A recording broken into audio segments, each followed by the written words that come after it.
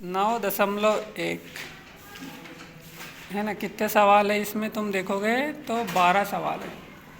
तो इसके लिए बोर्ड पे उठने की जाने की भी ज़रूरत नहीं है, यहीं से तुम्हें सब समझ में आ जाएगा, है कि नहीं। क्या है देखो, 1 से 10 तक के प्रश्नों में निम्नलिखित अपकलन समीकरण की कोटि और घात ज्ञात कीजिए। अब कोटि और घात ज्ञात करना है तो कोटि और घात कैसे निकालेंगे।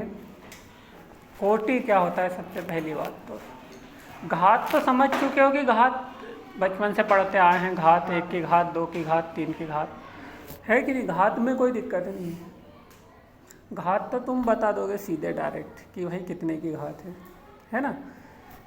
जैसे कि ये एग्जाम्पल बता रहा हूँ, अभी सवाल नहीं कर रहा हूँ। जैसे प्रश्न नंबर 3 देखो, इसमें पूछ ले कितने की घात है, तो तुम वैसे बोल के बता सकते हो कि तो 4 की घात है। तो घात में कोई प्रॉब्लम नहीं है ना, घात तो बहुत आसानी से तुम लोग बता सकते हो। मेन बात किसकी आती है, कोटि की, कि कोटि कैसे निकालें। तो कोटि मतलब ये है कि उसका कितना बार अवकलन हुआ है, वो है कोटि। जैसे पहला सवाल देखो तुम, पहले सवाल में d4y/dx4 plus sign triple dash. अब मैंने बताया था ट्रिपल डैश का मतलब 3 बार अवकलन हुआ है ना, और ये साइड में कितनी बार अवकलन हुआ है उसी के 4 बार। तो जो ज़्यादा अवकलन हुआ हो वो कोटि रहती है कि नहीं। तो कितने की कोटि हो गई, 4। हाँ। तो इसमें तुम देख लोगे कि कोटि हो गई 4 की, है कि नहीं। और घात कितने की हुई, घात हुई तो 4। नहीं घात वो तो कोटि है, कोटि और घात दोनों अलग अलग है। सर घात तो इसमें है ही, तुम एक की घात है, हाँ, कई की घात नहीं है, मतलब समझोगे एक की घात। अब किस पे घात देखना है, तुम्हारे पास 2-3 चीज दिखी रहेंगी उस पे, किस पे घात देखना है। सबसे पहली बात तो ये, तो घात वो देखोगे। सबसे पहली बात तो घात निकालने के लिए तुम्हें ये देखना पड़ेगा कि भाई समीकरण जो है वो बहुपद है कि नहीं। अब ये बहुपद क्या चीज़ है, 2 से अधिक, वो एक अलग मैटर है। बहुपद, बहुपद ऐसा बोलते हैं जैसे कि शुरू में 3 की घात, फिर 2 की घात, फिर 1 की, फिर 0, वो बहुपद। तो आप इसमें चेक करो क्या इसमें पहले कितने की घात है, कहीं की भी नहीं है, कहीं की भी नहीं है, एक की है। तो साइड में घात 0 होना था, मतलब होना ही नहीं था, तो वो बहुपद होता। पर यहाँ पे लेकिन यहाँ है, इसलिए ये बहुपद नहीं। और बहुपद नहीं है तो फिर आप घात नहीं बता सकते, तो उसकी सिर्फ कोटि ही बता सकते हो, है ना। आगे सवाल होंगे जब तुम्हें समझ में आ जाएगा कि कैसे होगा, है ना। जैसे साइड में देखो सेकंड सवाल, तो इसमें घात क्या लिख दोगे, अपरिभाषित, है ना। घात क्या लिख दोगे, अपरिभाषित। और कोटि बराबर क्या लिख दोगे, 4। सीधा सिंपल लिखना है। प्रश्न ये लिखोगे, ये प्रश्न लिखा रहेगा, इसके नीचे है ना, प्रश्न के नीचे उत्तर करके डाल दोगे कोटि बराबर 4 और घात अपरिभाषित, ठीक है। सेकंड क्वेश्चन देखो, y' प्लस 5y = 0, ठीक है। तो कोटि तो स्पष्ट है कि कितनी बार अपकलन हुआ है, वो कोटि 1। और घात अब देखना है कि ये समीकरण वो है कौन सा, बहुपद है कि नहीं। तो ये है नहीं, तो 1 में तो अब 0 घात 0 मतलब होने ही नहीं चाहिए, तो कहाँ है उसमें। देखो y पे, देखो आप y पे 5 है, सिर्फ y 5 है कि नहीं। अब इसमें साइड में किसी की घात नहीं है, मतलब 1 की घात समझो। अब 1 की घात समझो तो साइड में कितने की घात होना चाहिए था, 0 की घात होना चाहिए था।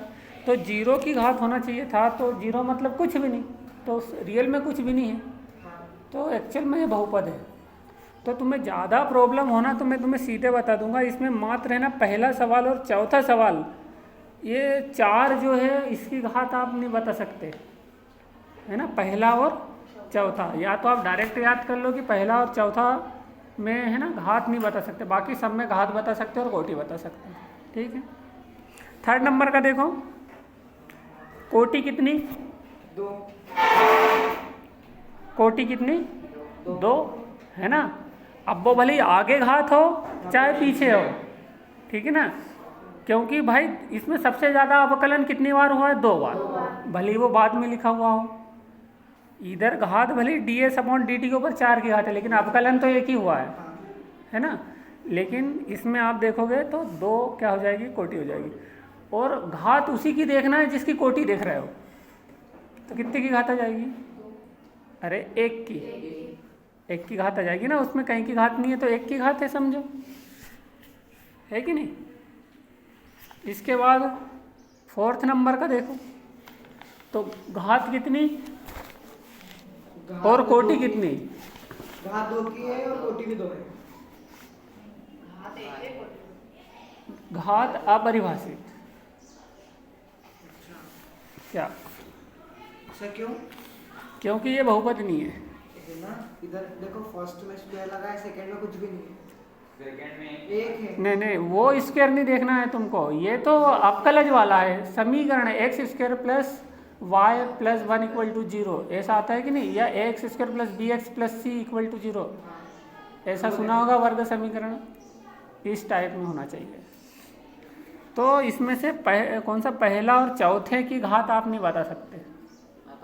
हाँ, नहीं, सिर्फ वहाँ इतना ही लिखना है किसकी कोटि है किसकी कोटि नहीं है, बस इतना ही लिखना है ना।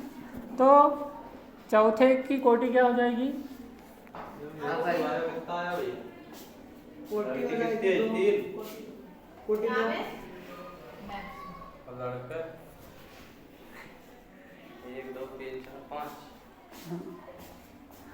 तो इसकी कोटि क्या बता दोगे आप? 2 चौथे नंबर की, और घात अपरिभाषित।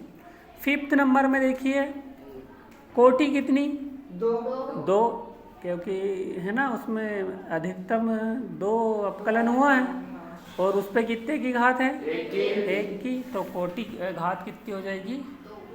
अरे घात 1, कोटि 2। हाँ, हाँ। अब देखिए 6 नंबर में, 6 नंबर में देखोगे आप तो क्या हो जाएगी? घात 2।